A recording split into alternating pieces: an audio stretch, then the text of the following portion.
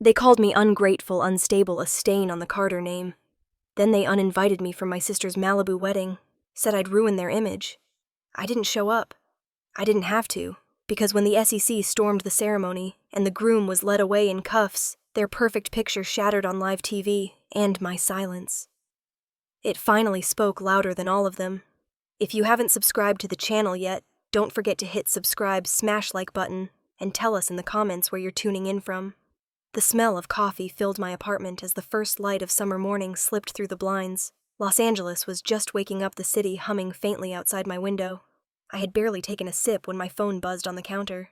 The screen lit up with a name I hadn't seen in weeks. Dad. For a few seconds I just stared at it. Part of me hoped it was some accidental call, that maybe he'd pocket-dialed me, but I knew better. When my father called, it was never by mistake. I pressed answer. "Hey, Dad." His voice came through deep and composed, the kind of tone that had made boardrooms go silent for decades. "Julia, you shouldn't come to Emily's wedding. You understand why?" The spoon in my hand froze. "What? What do you mean I shouldn't come?" "It's not appropriate," he said flatly. "You're not the right fit for this kind of event. It's an important day and we can't afford distractions." "Distractions?" My chest tightened. "I'm her sister." "Exactly," he replied. "Which is why I'm telling you directly.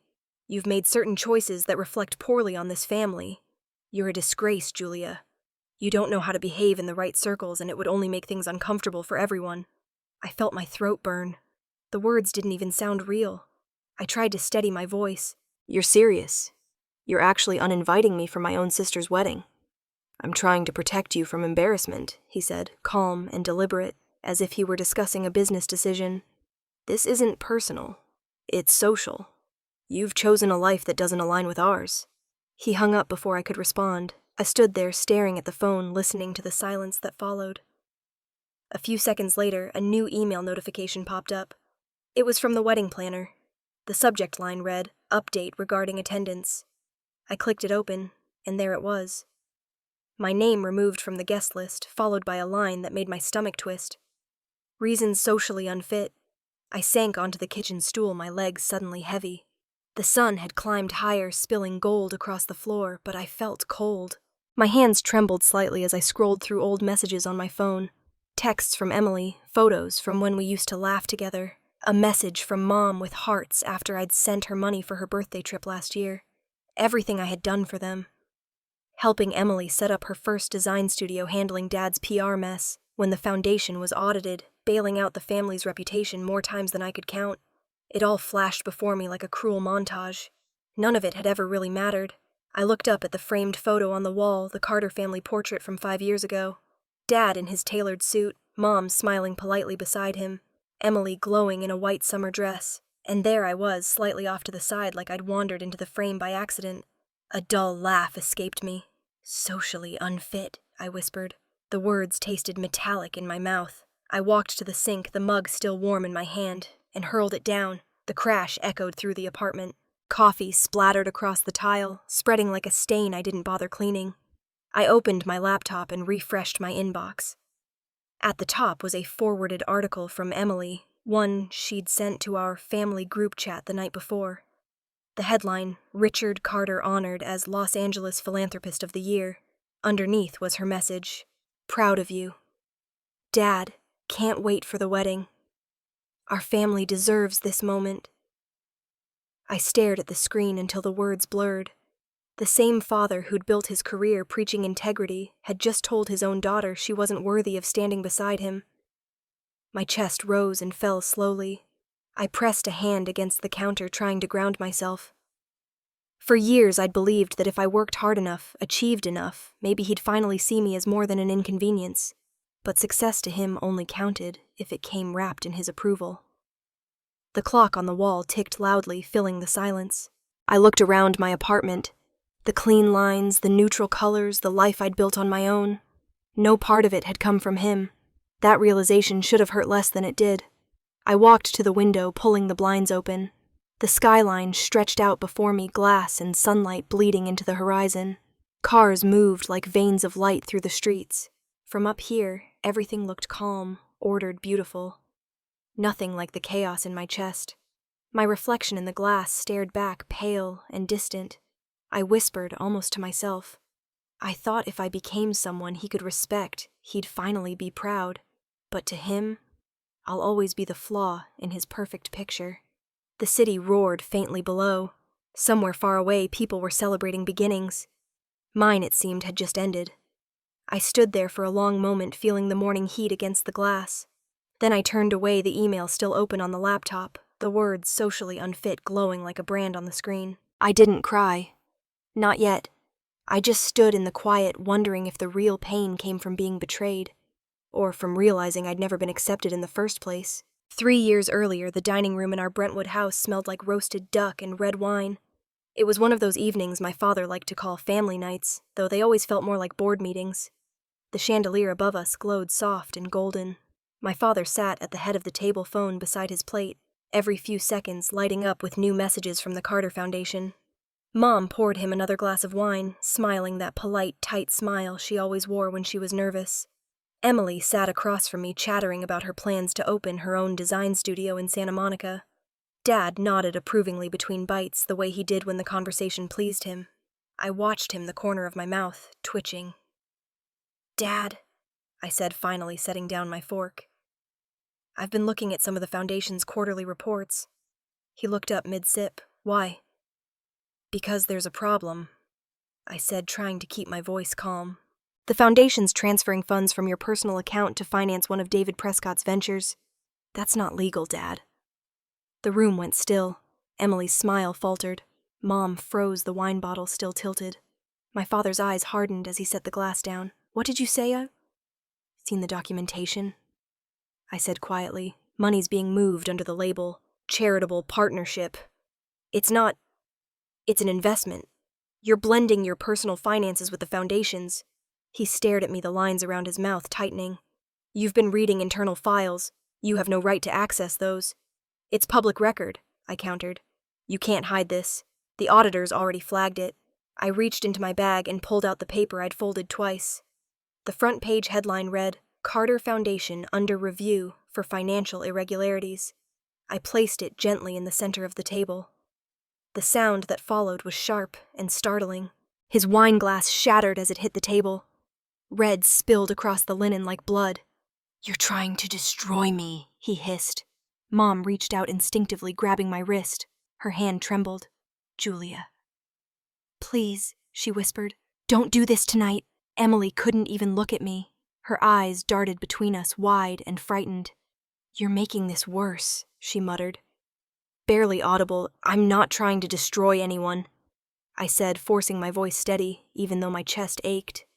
"I'm trying to stop this, before it becomes something worse." "Dad, you know this isn't right." He leaned forward, pointing a finger at me. "You've always had a talent for twisting the truth. You think you're smarter than everyone else in this family, don't you? Always questioning, always undermining." "I'm questioning because it matters." My voice cracked. "You're supposed to be helping people, not funneling money to your partners." He stood up abruptly, the chair scraping against the floor. "You don't speak to me like that in my house." "It's my house too," I said. Or at least it used to be. For a moment I thought he might slap me. The vein on his temple pulsed. Then he took a deep breath, straightened his jacket, and turned away. "You've embarrassed us enough for one night. Leave." Mom's grip on my wrist tightened. "Julia, don't." Her voice cracked. "Please, just apologize. He's angry. You know how he gets." I looked at her, really looked at her. The way her shoulders curved inward, the way she spoke like she was apologizing for existing. "I can't keep apologizing for the truth, Mom." Emily's chair creaked as she finally spoke. "Julia, maybe you misunderstood. David said the funding was for a collaboration." I cut her off. "Emily, he's using Dad. He's using all of you." "Enough," my father barked. "Get out before I make sure you never set foot in this house again." I pushed back my chair slowly. My legs felt weak, but my voice didn't shake anymore. "You don't have to make sure of that," I said. "I'm leaving." As I walked toward the door, Mom whispered behind me, "You're being ungrateful." I paused, hand on the doorknob. If honesty makes me ungrateful, I guess I've been ungrateful my whole life. The heavy door closed behind me, muffling the chaos of the house. The night air outside smelled like rain. I got into my car, started the engine, and just stay there for a while, gripping the steering wheel. Through the window, I could see the dining room lights glowing warm and bright like a perfect painting. A perfect lie. That night, I left Brentwood for good. They said I betrayed my family, that I'd turned my back on the man who gave me everything. But the truth was simpler. I was tired of trading silence for belonging. In the years that followed, I built my own life, my own company, my own rules. But sometimes late at night, I'd still see that dining table in my mind, the wine spreading across the white cloth. My mother's shaking hands, my father's eyes full of disdain. And yet, the world never saw any of it. Now, 3 years later, I sit on my couch, watching the evening news. My father's face fills the TV screen. He's at an awards gala, tuxedo, crisp, smile, effortless. The anchor's voice calls him Philanthropist of the Year. Applause echoes from the speakers. I turn down the volume and stare at his face. He looks exactly as he always wanted to. Untouchable. He won his award for image, not integrity. I glance at my laptop on the coffee table. An email notification blinks. Carter Foundation announces sponsorship partnership with Prescott Ventures. The name jumps out like a spark in dry wood. David Prescott. I open another tab, type the name into LinkedIn. The profile loads. CEO of Prescott Ventures, Santa Monica, California. Featured photo David in a tailored suit, arm wrapped around Emily Carter, captioned, "Engaged to the love of my life." I stare at the screen, my stomach tightening. The same man tied to my father's shady investments. The same name from those reports I'd seen 3 years ago. A sharp electric feeling runs through me. Maybe it's anger. Maybe it's instinct. Either way, I know one thing: whatever they're building together, it's about to come crashing down. Rain tapped against the window, soft and rhythmic, the kind of sound that usually calmed me. That night, it only made the silence heavier. The city lights outside my apartment blurred into streaks of yellow and red through the raindrops. I sat on the couch, phone in hand, staring at my mother's name. My thumb hovered over the screen before I pressed call. She answered on the third ring. "Julia," she said, her voice barely above a whisper. "Hi, Mom." There was a pause, the kind filled with things neither of us wanted to say. I heard a television in the background, muted voices from a news channel. "Did you talk to Dad?" I asked. Another pause, then softly. "He's under a lot of pressure right now. The wedding has become a big deal. He just wants everything to go smoothly." I leaned back, staring at the ceiling. "I'm not trying to ruin anything. I just want to be there for Emily. I'm her sister." Mom sighed, a quiet exhale that carried years of exhaustion. "Honey, you don't understand. There are things it's better not to touch." I felt the sting in her words. "Not to touch," I repeated. "Like the truth." Her tone hardened slightly the way it did when she tried to sound neutral. "This isn't about truth, Julia. It's about timing, about what's appropriate. Sometimes silence keeps the peace." Peace. That word hit harder than I expected. I pressed my lips together, tasting the bitterness of it. "Whose peace, Mom?" "His." "Please don't start," she said quickly, her voice trembling. "You know how your father gets when he's embarrassed. He's worked so hard for this family's name. I can't go through another scandal." "Another scandal," I said, half laughing, half choking on it. "You mean the one where I told the truth?" She didn't answer. I could hear her breathing, shallow and nervous. "Julia," she whispered after a long silence, "don't come to the wedding. Just this once. Listen to him. Don't make things harder." The call ended before I could say anything more. I sat there, phone still in my hand, staring at the rain sliding down the glass. My mother had always believed survival meant obedience. When my father shouted, she poured him another drink. When he lied, she defended him. She'd lived her entire life afraid of storms, never realizing she'd been living inside one. I whispered to the empty room. "She's still afraid." An hour passed. Midnight came and went. I had stopped counting the raindrops when my phone buzzed again. A text from Emily. "I'm sorry, Julia. You know how Dad is. I can't change anything. I don't want to lose this opportunity. David's been helping me a lot." I stared at the message, reading it twice. Helping her. I could almost hear her voice, sweet and rehearsed. I typed back, "Helping you or helping Dad?" The typing bubbles appeared, blinked for a few seconds, then disappeared. No reply. I set the phone down. The room was quiet except for the rain and the low hum of the fridge. I got up, walked to the closet, and pulled out the navy blue dress I'd bought weeks ago for the wedding. Simple, elegant, something that said, "Family, not spectacle." I held it against me in the mirror.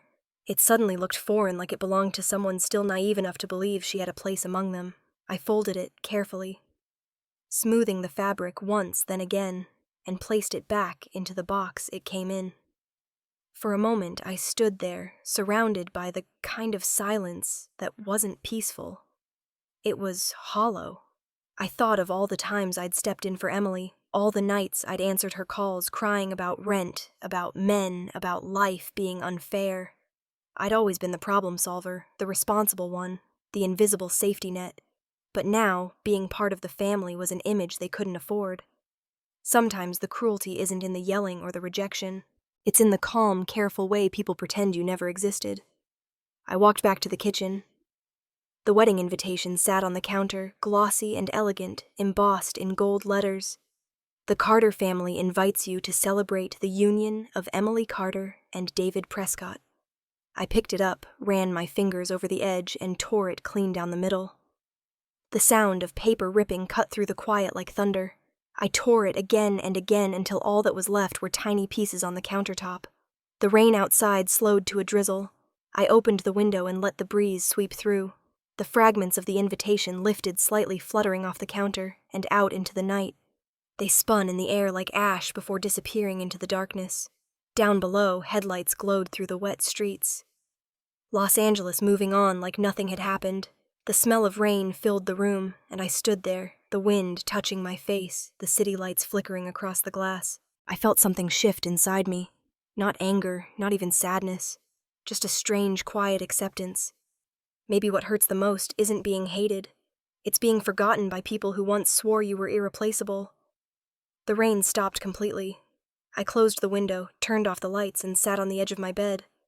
The apartment felt heavier, but in some strange way it also felt honest, like every shadow finally belonged to me. Outside, the city buzzed faintly alive with people who would never know the Carters.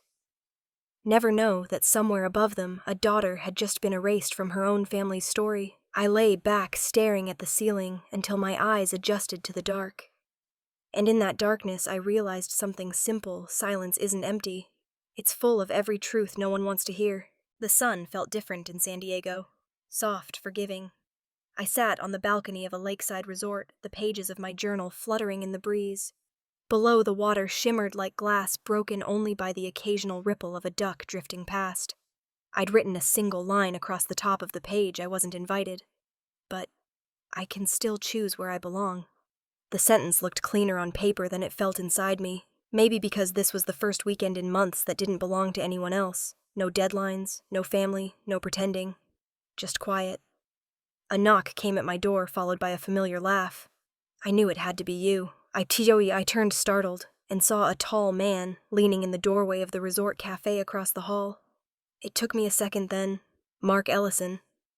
He grinned, same easy smile I remembered from Northwestern. Julia Carter. I thought that was you. You still scribble in those little notebooks, huh? I laughed, maybe a little too loud. And you still sneak up on people like a ghost. We hugged, the kind of quick, uncertain embrace two people share when too much time has passed, but the warmth never really left. He was older now, faint lines near his eyes, a trace of gray in his hair, but his voice was still steady, lawyer steady. Over coffee in the lobby, conversation came easily. He told me he'd been working in San Diego for the past 5 years, mostly corporate litigation and financial compliance. I told him about my PR firm in LA, how I'd been taking on smaller, more ethical clients, people who didn't buy their reputations. So he said after a pause, "How's your family?" I stirred my coffee, watching the swirl of cream turn into clouds. "Perfect," I said finally. "They've always been perfect. Just without me." He nodded, not pressing. "I read something about your dad recently. He's still running the foundation." "Still polishing the family halo," I said dryly. "Now with a new son-in-law to help." Mark raised an eyebrow. "Son-in-law." My sister's fiancé, David Prescott. They're getting married next week. The look on his face changed almost instantly, something between surprise and concern. Wait, did you just say Prescott? As in Prescott Ventures? Yes, I frowned. Why? He leaned back, exhaling sharply. Julia, that's not good. The air in the room seemed to tighten. What do you mean? Mark reached into his briefcase and pulled out his phone. Prescott Ventures has been on our radar for a while. SEC started looking into their funding sources earlier this quarter. There's talk of falsified statements and misused investment capital. I blinked. You're saying David's company is under investigation? Not officially charged yet, but it's serious. And if your father's foundation has money tied up with them? I didn't need him to finish the sentence. My heart gave a small, sharp kick. Mark scrolled through his phone, then turned the screen toward me. An internal trade article read Prescott Ventures faces scrutiny over potential securities violations. Beneath it, a list of associated partners, Carter Foundation among them. I stared at the words until they blurred. No, that can't be right. I thought you should know. He said quietly, if your family's connected, it might get messy. I looked out through the glass doors. The lake glittered peacefully too calm for what was brewing beneath the surface. For a long time, neither of us spoke. Finally, I said, Mark, tell me honestly, if someone knowingly invested charitable funds into a fraudulent company, what happens? He sighed. If it's proven, they'd be liable for negligence or worse. The foundation's assets could be frozen. Reputations ruined. A short laugh escaped me, hollow and humorless. Reputations. That's all my father ever cared about. Mark gave me that look. Half sympathy, half warning. Just be careful, Julia. This kind of thing has a way of burning anyone too close to it. When he left for a meeting, I went back to my room, shut the door, and sat at the desk by the window. The lake outside looked almost unreal, blue and endless. I opened my laptop, fingers hovering over the keyboard. Typing Prescott Ventures Investors List brought up dozens of results. Press releases, financial reports, and news snippets. It didn't take long to find it. Carter Foundation partner since 2021. I opened the PDF file attached to the report. There it was in digital ink, the foundation's official signature line, approved by Richard Carter. I stared at my father's name until the letters no longer looked like words, just marks carved into a lie. I whispered to myself. Of course he did. All those speeches about morality, charity, family values, it was all branding. A man who measured goodness by how many cameras caught it. And now he'd tied the family's name to a man under investigation for fraud. I leaned back the chair, creaking softly beneath me. A part of me wanted to call Emily to warn her, but I could already hear her voice in my head, the same dismissive tone. You're exaggerating. You always make Dad look bad. Outside, the sky was turning orange sunlight, scattering across the lake. For the first time in days, I felt something sharp and alive in my chest. It wasn't anger. Not yet. It was clarity. I didn't need revenge. I didn't need to expose them. All I needed was to stop doubting what I saw, to trust the version of truth I'd been told to silence. If this was real, and every instinct told me it was, then the perfect world they'd built was already cracking. I closed the laptop gently, the screen fading to black. The reflection of my face lingered there for a moment, framed against the dying light. If this was the truth, their perfection wouldn't survive another sunrise. The parking lot behind the Carter Foundation building was almost empty when I pulled in that night. The streetlights cast long, thin shadows across the pavement, and the city felt quieter than usual. I sat in my car for a few minutes, listening to the soft ticking of the engine cooling down before finally reaching for my old keychain. The silver key still had a tiny C engraved on it. One I'd never returned when I left.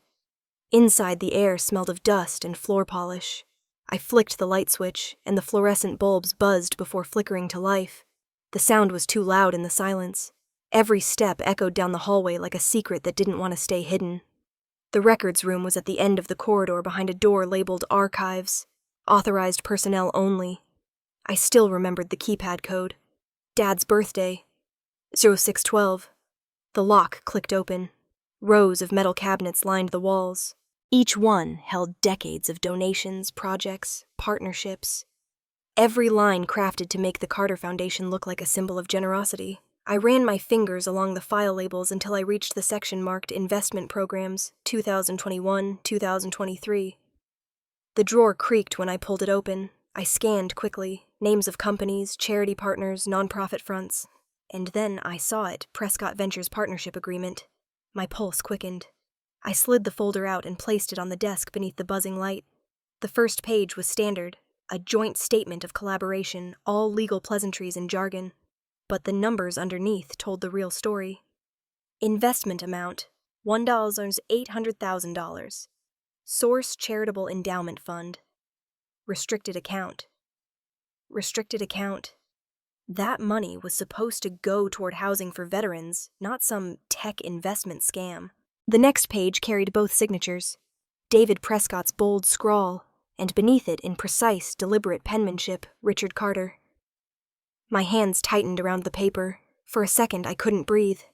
It was right there, proof that my father wasn't just looking the other way. He was part of it. I pulled out my phone, took a photo of each page, then again with my backup phone just in case. I slipped a small flash drive from my pocket and scanned the pages into the portable drive connected to my laptop. The whir of the scanner filled the room. Halfway through, my phone buzzed. I froze. Unknown number. I hesitated, then answered. Hello? The voice on the other end was deep, calm, unfamiliar. You should stop, Julia. I didn't respond. The voice continued. Walk away while you can. Mr. Carter won't forgive you twice. I gripped the phone tighter. Who is this? But the line had already gone dead. For a few seconds, I just stood there, my heartbeat pounding in my ears. Then I closed the laptop, grabbed the folder, and shoved it back into the cabinet. I turned off the lights and stepped into the dark hallway. As I left the building, the cool air hit my face like a slap. My car was the only one left in the lot. I started the engine and pulled out, eyes flicking to the rearview mirror more than once. When people start threatening you, it means you've finally touched the thing they're most afraid of losing. The next morning, I met Mark at a cafe in Beverly Hills, the kind of place where the smell of espresso could almost drown out the hum of expensive secrets. He looked up from his laptop as I sat down, sliding a manila envelope across the table. This is it, I said quietly. He opened it, skimming the copies of the documents. His eyes darkened as he read. This isn't partnership funding. It's asset laundering. Meaning your father used the foundation's charitable trust to funnel investment capital.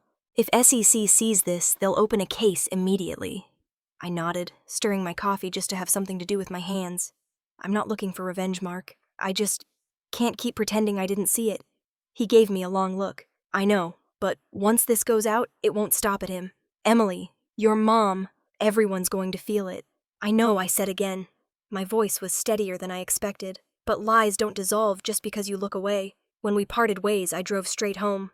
The documents burned in my mind the whole ride. Once inside my apartment, I uploaded the scanned files, zipped them, and attached them to an email addressed to a contact tip line I'd found on the SEC website. I typed a single line in the message, check transfers between Carter Foundation and Prescott Ventures. I hovered over send for a moment, then clicked. The message disappeared into cyberspace, leaving only the faint whoosh of the sent email. The sound was strangely satisfying. Quiet final. That evening, as the sun dipped low, I was cleaning up when my phone rang again. The number was new, but not blocked. This is Julia, I answered. A woman's voice came through, crisp and professional. Julia Carter. This is Catherine Hayes. I'm a financial journalist with the Los Angeles Sentinel. I heard you might have information about Prescott Ventures and their investors. I felt my pulse quicken. Where did you hear that sources talk? She said simply. And this story's big. If you have something worth printing, you should get ahead of it. Otherwise, they'll control the narrative. I'm not ready, I said. Not yet. She paused. You will be. People always are once the truth starts to breathe. The line clicked off. I set the phone down and leaned back against the couch. My apartment was dark except for the faint glow from the streetlight outside. I opened the photo gallery on my phone and scrolled through the images of the documents. Black text, white paper, my father's signature looping neatly across the bottom. I walked to the hallway, stopped in front of the framed family picture I'd taken down years ago but never thrown away. I studied his face. Proud, confident, untouchable. If he thinks I'm the stain on this family, I whispered, then the truth will be his. I turned the frame over and placed it face down on the shelf. The glass clicked softly against the wood. Outside, the city moved on. Unaware that somewhere in Los Angeles, the first crack had just formed in the Carter family's perfect surface. In Malibu, the morning sun hit the ocean like liquid gold. Photographers crowded outside the glass doors of the coastal venue, their flashes bursting like small explosions every time Emily turned her head and smiled. She looked radiant, her hair pinned up, her makeup flawless, her laughter carefully measured for the cameras. Reporters called out her name, asking about her dress, her fiancé, her charitable family legacy. My father stood beside her, his hand resting on her shoulder, his smile steady and rehearsed. Family, he said into the microphone of a local news station, is the foundation of virtue. Everything we do for legacy, for truth, for the people who depend on us. I could almost hear his voice through the TV from miles away, the same deep authority that had once made me shrink into silence. He was still performing, still selling the illusion. Meanwhile, I sat on this balcony of my room at the San Diego resort, the lake below glowing in shades of orange and rose as the sun began to drop. The water was calm, the air cool. I'd spent the entire day in near silence, letting the world move without me. My phone buzzed beside me on the wicker table. A message from Mark. It's official. SEC just opened the investigation. Prescott's name is listed. So is Carter Foundation. I stared at the screen for a moment, then smiled. Not the cruel kind of smile, just quiet knowing. I set the phone down, picked up my pen, and opened my journal. Tomorrow they'll have their perfect wedding, I wrote. And then karma will send its own congratulations. I sat there for a long time, letting the words settle on the page. The sun dipped lower, bleeding gold across the water. Somewhere across California, my family was celebrating their illusion of success. But here, on this quiet balcony, the truth was finally breathing. My laptop pinged with a new email. It was from Catherine Hayes. Do you want to be credited as the source or remain anonymous? I typed back without hesitation. Anonymous. Justice doesn't need a name. A few seconds later, her reply came through. Understood. You did the right thing, Julia. No matter what happens next, you did the right thing. The room grew darker as I read her words. The lamp cast a warm circle of light across my journal, illuminating the dried ink of every line I'd written since this all began. I whispered to myself, I don't need credit.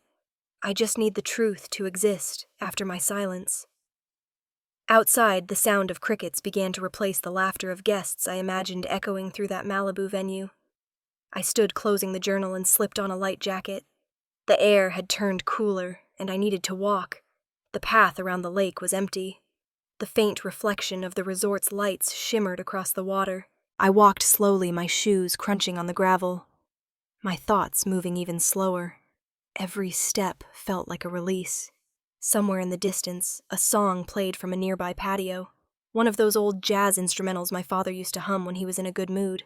For a moment, it stopped me in my tracks.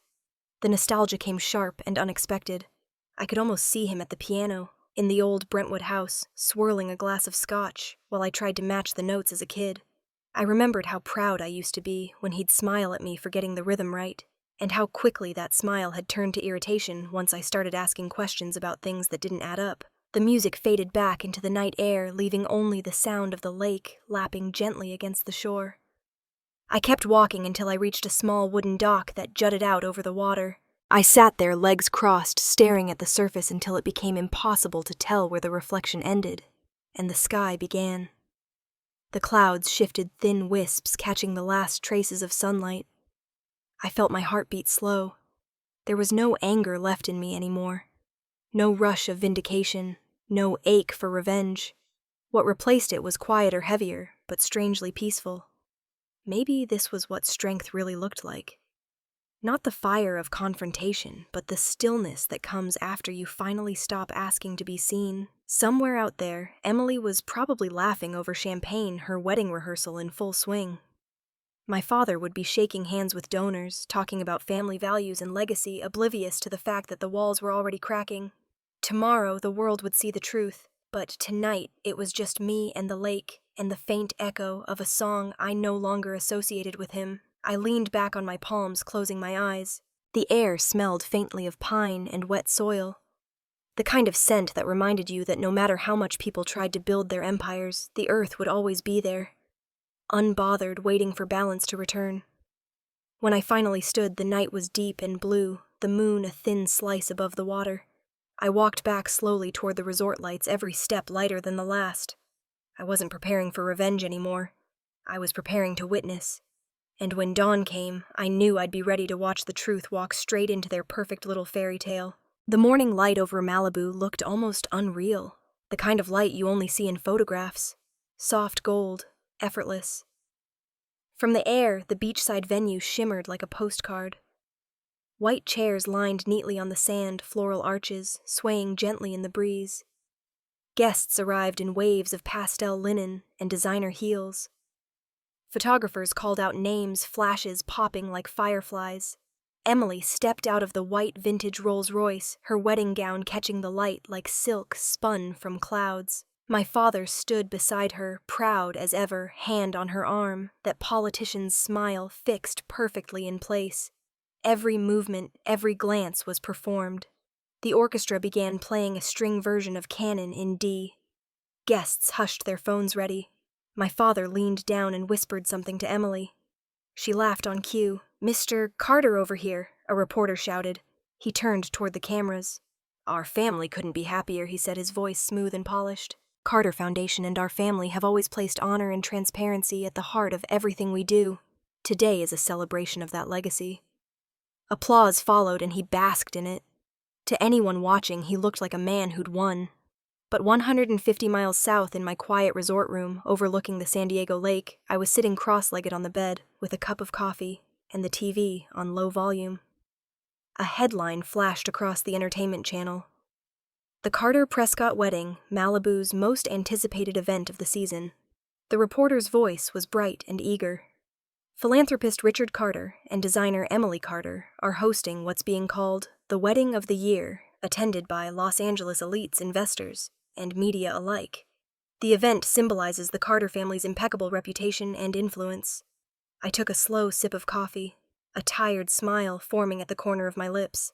Impeccable reputation. The phone buzzed on the table beside me. Tommy, my cousin. I hadn't heard from him since last Thanksgiving. "You might want to see this," his message read, followed by a link. I tapped it. The live stream opened to a shaky video from someone's phone, already streaming the ceremony live from the beach. I could see Emily and David standing before the officiant, the ocean sparkling behind them. The wind played gently with the hem of her dress. Everything looked perfect. The officiant began to speak. "We gather here to witness the union of two souls." And then the frame shifted. Two men in dark suits entered from the side of the crowd. They weren't guests, no boutonnieres, no smiles. Their expressions were hard-focused. One of them whispered something to a uniformed officer near the stage. The other pulled a small folder from his jacket. The murmuring began. Heads turned. The orchestra faltered, one violin trailing off mid-note. "What's happening?" someone asked off camera. My heart started to pound. The officiant hesitated. "Shall we continue?" Before he could finish, one of the men stepped forward, voice clear and sharp, even over the ocean breeze. "David Prescott, we have a federal warrant for your arrest on charges of securities, fraud, wire fraud, and falsification of financial documents." The crowd erupted. Gasps, whispers, phones shooting up like a field of metal flowers. Emily froze, her bouquet trembling in her hands. "What are you talking about?" she stammered. "There must be a mistake." David's face drained of color. He turned to my father, his voice breaking. "Richard, I can explain." My father moved quickly, stepping between the agents and the cameras. "Gentlemen, there must be a misunderstanding. This is a private family event. Sir." One of the agents said firmly, "Please step aside." A wedding planner in a headset ran across the sand panic on her face. "Please, everyone remain calm." But her voice was drowned out by the noise. Reporters surged forward, shouting questions. "Mr. Carter, did you know about this investigation? Are the foundation's assets tied to Prescott Ventures?" My father kept his composure. "Barely." His jaw twitched, his grip on Emily's shoulder tightening. She was crying now, mascara streaking down her face, her dream wedding dissolving right there in front of her. I watched it unfold through my screen, not moving, not blinking. The camera zoomed in on David as the agents took his wrists and pulled them behind his back. The sound of the handcuffs closing was picked up perfectly by someone's phone mic. The image froze for a second as the feed lagged, and in that still frame, I saw it. The look on my father's face. A flicker. Not anger, not grief. Fear. The kind that comes from knowing the spotlight has shifted, and it's not going away. The live stream resumed. People were shouting now, guests scattering. A woman's voice, maybe Mom's, called Emily's name somewhere in the chaos. I lowered the volume until the sound disappeared. The screen kept playing, but I didn't need the noise. I just watched the scene in silence. There are days when karma doesn't wait to be invited. It shows up exactly on time. I leaned back against the headboard, watching my family's empire crumble one broadcast frame at a time. On the screen, my father tried to steady Emily, who clung to him, her veil tangled in the wind. The officers led David away, sand kicking up around his polished shoes. Cameras followed every step. I set my coffee cup down on the table beside me and folded my hands in my lap. No satisfaction, no joy, just a quiet release. Because in that moment, watching the chaos unfold miles away, I realized I didn't need revenge. The truth was doing just fine on its own. And as David disappeared into the crowd of cameras and uniforms, I whispered to no one but the empty room. The only blessing they ever deserved was the truth. I turned off the TV. The room fell completely silent except for the soft hum of the air conditioner. Outside, the lake shimmered under the late morning sun, calm and steady, as if the world had finally decided to even itself out. Chaos spread across the Malibu shoreline like a wave that refused to settle. The sound of the ocean was drowned out by shouting the frantic clicks of cameras and the low hum of panic moving through hundreds of overdressed guests who no longer knew where to look. Emily was sitting on the sand now, her wedding dress soaked and stained. Her makeup had melted into dark streaks that cut through her face like cracks in porcelain. Her bouquet lay crushed beside her, forgotten. Someone tried to drape a shawl around her shoulders, but she shrugged it off, trembling. "It's not true," she kept repeating. "It's not true." My father's voice cut through the noise. "No one films this. Do you hear me? No one." His face, usually composed and immovable, was red, the veins in his neck visible even from the shaky live stream I was watching. "This is a misunderstanding. Stop filming." But no one stopped. Dozens of phones stayed raised. Some guests streaming the scene live, others pretending to help while keeping their cameras steady. 2 federal agents guided David Prescott toward the waiting black SUV. His hands were cuffed, but he was still shouting over the chaos. "I'll fix it. It was just accounting errors. I'll pay it back. I can explain everything." Reporters pushed forward their questions, sharp and overlapping. "Mr. Carter, did you know about the transfers between Carter Foundation and Prescott Ventures? Was this partnership a front for money laundering? Is the Carter family under investigation?" Richard ignored them, his arm tight around Emily as he tried to pull her away from the sand and toward the tents. Cameras followed every step. From my screen in San Diego, I could see everything. The fear, the confusion, the moment the mask began to crumble. The video feed trembled as the person recording zoomed in on my father's face. He was trying to smile again, but his mouth twitched, the calm slipping. For 30 years, he'd taught me that image was everything. That perception could rewrite truth if you delivered it with enough confidence. And now I was watching that image destroy itself. A message appeared at the top of my phone. "Catherine Hayes. It's out. Front page. SEC confirms investigation into Prescott Ventures and Carter Foundation for illegal fund transfers. You did it, Julia." I stared at the text for a long moment, then locked the screen. I didn't feel victorious. There was no thrill, no sense of winning, just an ache that felt like the end of something I'd never really wanted to save. I closed the laptop and stood walking toward the balcony. The evening had settled over San Diego. The lake below was still reflecting the bruised purple of the sky. Across the hall, laughter floated from another suite, a couple celebrating something, maybe an anniversary. Their joy sounded foreign, distant. I leaned on the railing, the cool metal against my palms grounding me. Somewhere out there, my family's world was burning down, and I felt calm. When truth arrives, it doesn't shout.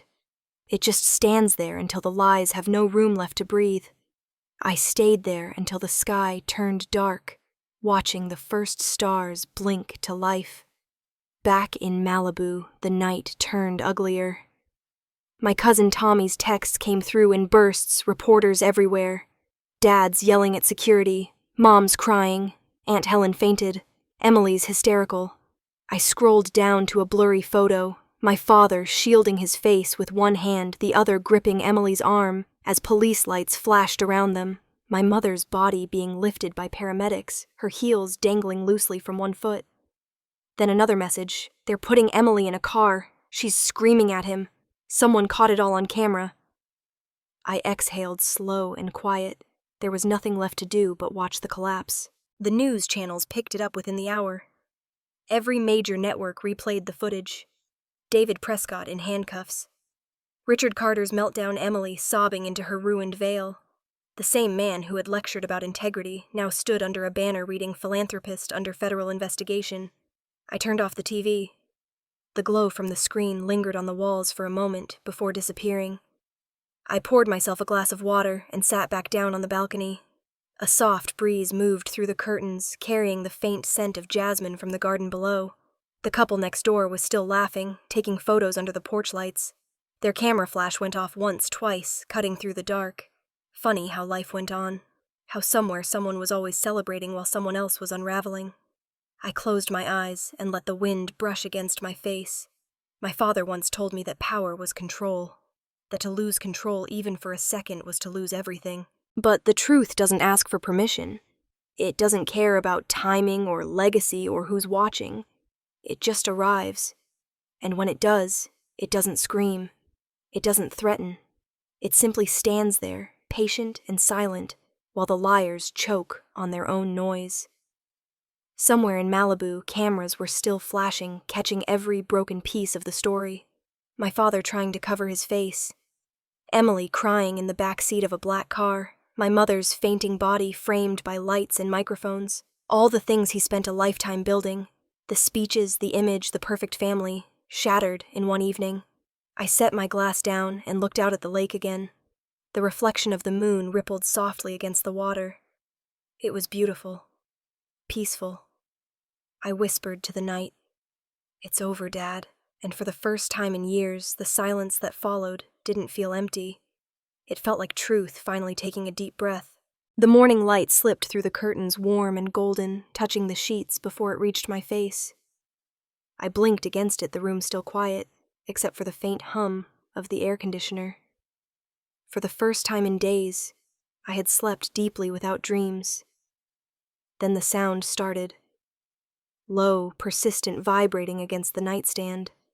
My phone. I rolled over half asleep and grabbed it. The screen glowed bright in the dim room. 67 missed calls. I frowned, my brain slow to catch up. Then I saw the names. Mom, Emily, Dad, over and over again. For a moment I just stared.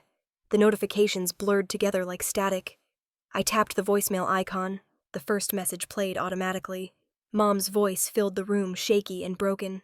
"Julia, honey, it's your mother. Everything's fallen apart. Your father, he's not taking this well. He's saying things that scare me. Please call me back. He needs you. We need you." The message ended with the sound of her sobbing softly before the line cut off. I exhaled slowly, then clicked the next one. Emily's voice came through in gasps, words tangled between tears. "Julia, oh my God, I'm so sorry. You were right. David's been arrested. The media won't stop calling. Reporters are outside my apartment. I don't know what to do. Please, I need you. Please answer me." Her voice cracked at the end, followed by the sharp inhale of someone trying not to fall apart. The next voicemail clicked on. My father. His voice was rough, stripped of its usual confidence. "Julia, it's your father. I need you to listen. The press is twisting everything. They're saying I knew that I was involved. You have to help me.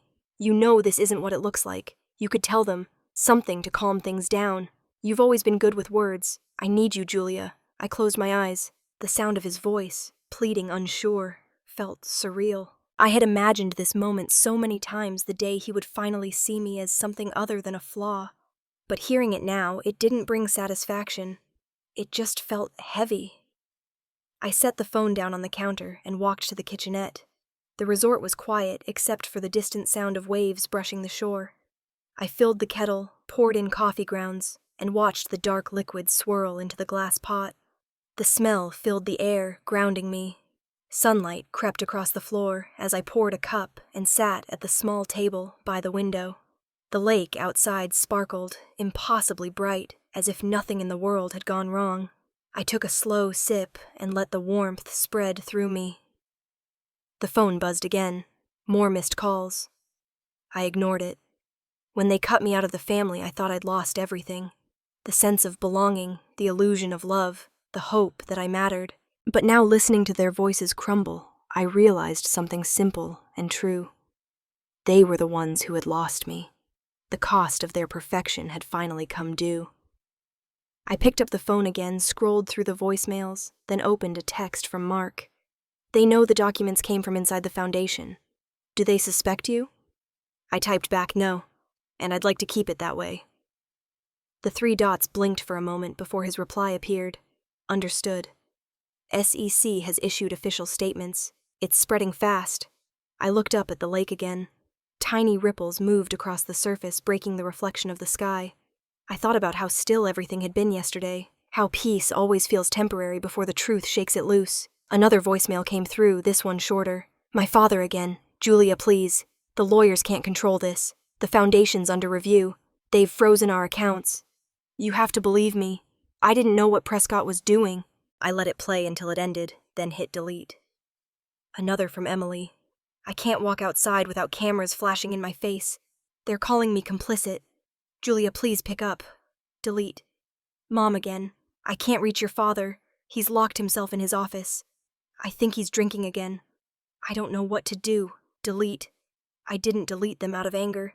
I just didn't want their noise in my space anymore. The phone buzzed one last time before falling silent. I picked it up and looked at the dark reflection of my own face in the screen. My thumb hovered over the voicemail tab before I pressed clear all. The confirmation box appeared. Delete all messages. Yes. The screen went blank clean like the surface of the lake outside. I set the phone face down and leaned back in the chair, letting the sunlight warm my skin. Sometimes the best revenge isn't loud or dramatic. It's not in the words you say or the proof you show. Sometimes it's in the decision to say nothing at all. To stop giving them access to your peace. To let silence be the final word. I took another sip of coffee, slower this time.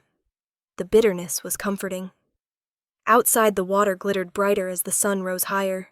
Somewhere in Los Angeles, reporters were circling my family's house like vultures. Somewhere in Malibu, my father was shouting at people he once called allies. And somewhere, Emily was realizing that money and charm couldn't fix everything. And here I was, finally free. I looked out at the lake, the sunlight catching in my eyes, and felt the faintest hint of something new. Peace, maybe, or clarity. The kind that doesn't demand forgiveness, only distance. I whispered into the still air. You can call all you want. I'm not answering. The wind shifted, carrying the scent of water and pine through the open window. I let it fill the room. For the first time in a long time, there was no noise left but my own breathing. A week later, Los Angeles was buzzing with the kind of scandal the city feeds on. Every newspaper stand carried my family's name in bold type. The Carter Foundation's logo flashed across every news channel, always paired with the same phrases: assets frozen, investigation pending, leadership suspended. I sat in traffic on the Pacific Coast Highway, watching the headlines scroll on a digital billboard. Philanthropist Richard Carter. Under federal review. The photo beside it was of my father smiling at a charity gala. Perfect lighting, perfect posture, perfect lie. When I reached Santa Monica, the air smelled of salt and espresso. I parked near Ocean Avenue and walked into the cafe where Mark had asked to meet. He was already there, laptop open, sleeves rolled up, his tie draped loosely around his neck. He looked up and smiled when he saw me. You made it. I was starting to think you were hiding out in San Diego forever. Tempting, I said, sliding into the seat across from him. A waiter dropped off 2 coffees. Mark leaned forward, voice low. They still don't know it was you, right? I shook my head. No. And I don't want them to. They don't deserve the truth. Not from me. He studied me for a moment. You know most people in your position would have gone public. You had every right to. I stirred my coffee, watching the dark swirl. That would make me like them, living for attention, for validation. I'm done performing. He smiled faintly. You sound free. I am, I said, for the first time maybe ever. The bell over the door jingled. Catherine Hayes walked in her leather bag slung over her shoulder. She spotted us instantly, her stride confident, unbothered. She dropped a folded newspaper on the table between us. I thought you'd want to see this in print, she said, smiling as she took the seat beside me. The front page headline read, The Woman Who Chose Silence Over Revenge. I unfolded it carefully. There in the first paragraph was her line, her interpretation of me. She didn't destroy her family. She simply stopped protecting their lies. I read it twice. It didn't feel like exposure. It felt like closure. Mark nodded at the paper. You made quite an impression. I laughed softly. All I did was stop cleaning up their messes. Apparently that's revolutionary. Catherine leaned back, crossing her legs. People love stories like this. Redemption without the revenge part. It scares them and comforts them at the same time. I looked out the window. The ocean shimmered beyond the palm trees, calm and endless. Redemption was never the point, I said quietly. I just wanted the truth to have space to exist. Sometimes that's all it takes, she replied. Space. We sat in comfortable silence for a while. The cafe was half full, sunlight cutting through the glass in long golden stripes. A group of college kids laughed at the next table. Somewhere behind us, a coffee grinder whirred. My phone buzzed. I glanced down. A message from Mom. I'm sorry. Your father's facing trial next month. I don't know what happens next, but I need you to know. I'm proud of you. I read it twice, my chest tightening, then handed the phone to Mark. He skimmed the message and looked at me with something between relief and sadness. She means it, he said. Maybe, I murmured. Or maybe she just finally ran out of excuses for him. Catherine gave me a look, curious, sympathetic. Will you call her back? Not yet. I smiled faintly. Maybe when I know what to say, that isn't just, I told you so. The conversation drifted then, from updates on the investigation to small talk about workbooks, life outside of all this. Mark told me about a case he'd just wrapped. Catherine shared a story about another corporate scandal brewing downtown. But my mind kept drifting to the newspaper on the table. The photo that ran with the article wasn't of me. It was a quiet image of the Carter Foundation building its glass doors, locked, the reflection of the sky warped in the panels. For years, my father had said, our reputation is our currency. And now, even that was bankrupt. I finished my coffee and stood, slipping the paper into my bag. Thank you, Catherine, for keeping my name out of it, she smiled. Anonymous sources make the best stories. When I stepped outside, the ocean breeze hit my face, cool and clean. I crossed the street toward the railing overlooking the beach. Below, surfers moved lazily across the waves, the afternoon light turning everything silver. I thought about what Mark had said, about freedom. It didn't look how I imagined it would. It wasn't loud or triumphant. It was quiet. Still, like the moment before dawn, when the world holds its breath. For so long I'd believed justice had to make noise, that it had to be seen to be real. But standing there watching the horizon blur into the sky, I understood something else. Justice doesn't always roar. Sometimes it just waits, patient and silent, until the truth finally catches up. My phone buzzed again, another message from Mom. I didn't open it this time. I slipped it into my pocket, turned toward the sound of the ocean, and let the wind carry away everything I didn't need anymore. Behind me, I heard someone call my name. Mark, probably. But I didn't turn. I just kept walking toward the sunlight, toward the sound of the waves, until the noise of the city faded completely. The morning air in Brentwood was cool and clear, the kind of quiet that only existed before the city woke up. I turned off the engine and sat in front of the house I used to call home. The Carter residence looked smaller than I remembered, though maybe it was just stripped of its illusion. The windows were bare now, no longer dressed with the expensive curtains my father used to import from Italy. The front garden was overgrown, the fountain in the center still and dry. I got out of the car and walked up the driveway. The front door was open, and through it I could hear the faint scrape of a broom across the tile floor. My mother stepped into view wearing an old sweater and sneakers. She looked thinner, her face lined with exhaustion. But when she saw me, her lips trembled into a soft, almost shy smile. "Julia," she said, her voice fragile but warm. "You came. I told you I would." I said. She put the broom aside and walked toward me. Up close, I saw how tired her eyes were, the kind of tired that sits behind the soul, not the skin. "Thank you," she whispered. "Thank you for not giving up on me." I hugged her. It wasn't the kind of embrace that erased years of distance, but it was real. I could feel her shaking a little against me, and I realized she was crying quietly. When she pulled away, she wiped her eyes with the back of her hand. "I didn't know what to do," she said. "He wouldn't listen to anyone. I kept thinking if I stayed quiet, things would stay calm. But it never works that way, does it?" I shook my head gently. "No one ever taught you how to stand up to someone like him." "I understand." She nodded, her gaze falling to the ground. "He's gone, you know. The lawyers, the court dates. It's all happening without him now. I don't even recognize our life anymore. Maybe that's a good thing," I said. We left the house not long after driving down to the Malibu shoreline. The beach was empty at that hour, just seagulls and the slow pull of the tide. My mother walked beside me, her hands tucked into her coat pockets. From a distance, we could see the Carter estate. The once grand property sat behind a chain-link fence sealed by court order. A bright orange notice was taped across the front gate, "Property under federal investigation." The sight of it should have hurt, but it didn't. It just looked like the truth finally visible. Mom stopped staring at the house. "I used to think this place meant we made it," she said softly, "that we were safe. But now it just feels hollow, because it always was." I said. She looked at me, her expression full of quiet regret. "Do you ever wonder if it could have been different? If you hadn't said anything?" I turned toward the water, letting the wind push the hair from my face. If I hadn't, I'd still be living in that gilded cage, pretending we were good people. I smiled faintly. I'd rather breathe. She was silent for a long time, then said, "I thought silence protected us, but I think it just let the damage grow." "It did," I said, "but you don't have to live in that silence anymore." We walked until we reached a flat stretch of sand. The sun was climbing higher, the water glinting like glass. I reached into my pocket and pulled out an old key.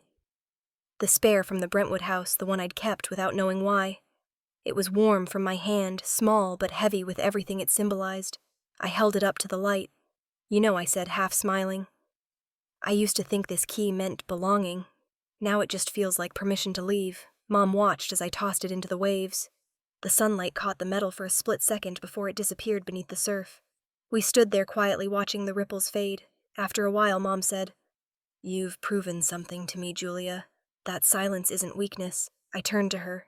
"And telling the truth isn't betrayal." She reached out, taking my hand, her fingers trembling. "I used to be afraid of your strength," she admitted. "Now I'm just proud." The wind carried her words out toward the ocean. I squeezed her hand and smiled. "It's over now, Mom. All of it." She nodded, her eyes glistening but steady. Together, we walked along the water's edge, letting the waves chase our footsteps. In the distance, the house stood like a monument to everything we'd lost and everything we'd outgrown. I felt lighter with every step, like the tide itself was washing away the last of it.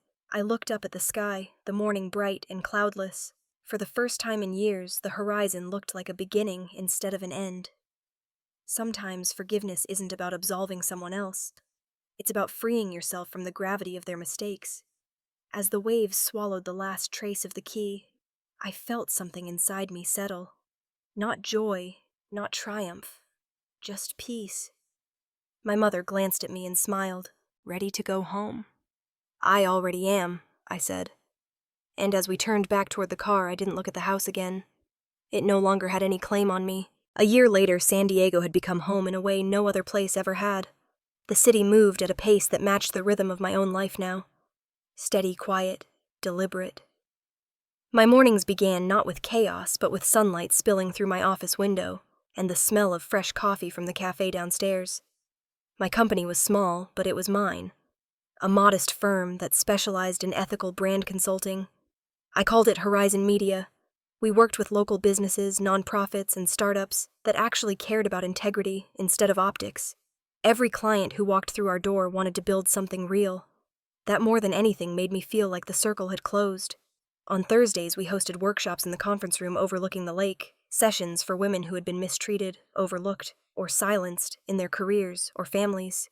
The chairs were always full. Some of the women came from corporate backgrounds, some from small towns, some were still finding their voices. That morning, the sun hit the whiteboard behind me as I stood in front of them. Sometimes I said, glancing around the room, silence isn't surrender. Sometimes it's the loudest way to make the truth heard. A woman in the back wiped her eyes. Another nodded slowly, her hands clasped in her lap. I smiled. When I was younger, I thought the only way to be seen was to shout, to prove, to fight, to explain myself until people believed me. But now I know. Peace doesn't ask for witnesses. There was a long pause, the kind that didn't need to be filled.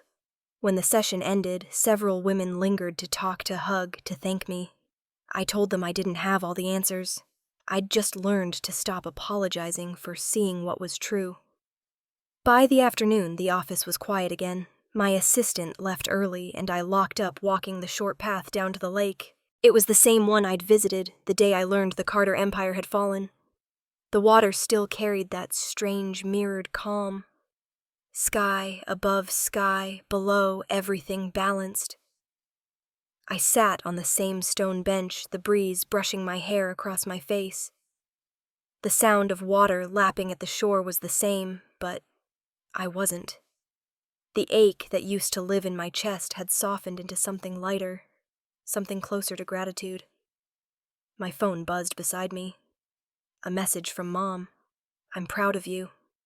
You've lived in a way your father never understood. That real honor doesn't need an audience. I read it twice.